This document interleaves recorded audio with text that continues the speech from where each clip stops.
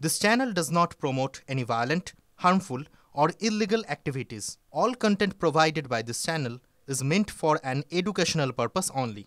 এবার থেকে পিএফে জমানো 100% টাকায় তুলতে পারবেন সদস্যরা। সোমবার ওসি পরিষদের বৈঠকে সেই সিদ্ধান্ত নিয়েছে কেন্দ্র। পাশাপাশি ইপিএফও বা এমপ্লয়িজ প্রভিডেন্ট ফান্ড অর্গানাইজেশন সংক্রান্ত নানা পরিষেবাকে আরও আধুনিক ও সরলীকরণ করার বিষয়ে নেওয়া হয়েছে গুরুত্বপূর্ণ পদক্ষেপ। এদিন কেন্দ্রীয় শ্রম, যুব ও ক্রীড়ামন্ত্রী মনসুখ মান্ডভিয়ার সভাপতিত্বে বসেছিল সেন্ট্রাল বোর্ড অব ট্রাস্টের 238তম সভা।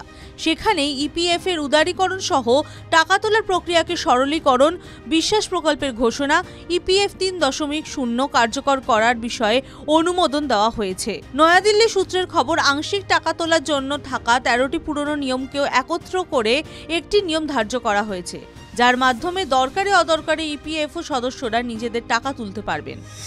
কি সিদ্ধান্ত নেওয়া হলো? 13টি পুরনো নিয়মকে একত্রিত করে গোটা প্রক্রিয়া সরলীকরণের পাশাপাশি সদস্যের 100% পর্যন্ত টাকা তোলার অধিকার প্রদান করা হয়েছে, যার মাধ্যমে এবার থেকে পড়াশোনা, বিয়ে সহ একাধিক জরুরি পরিস্থিতিতে পিএফ এর সম্পূর্ণ টাকা তুলতে পারবেন গ্রাহক। কেন্দ্র জানিয়েছে, পড়াশোনার জন্য 10 বার সম্পূর্ণ টাকা তোলা যাবে।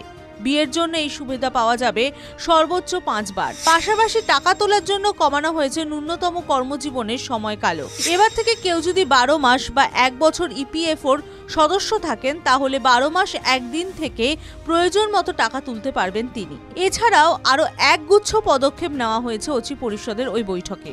বলে রাখা প্রয়োজন, এই 100% টাকা তুলতে পারার ক্ষমতা প্রদান মানেই যে কেউ নিজের পিএফ অ্যাকাউন্ট একেবারে ফাঁকা করে দিতে পারবেন এমনটা মোটেই নয়।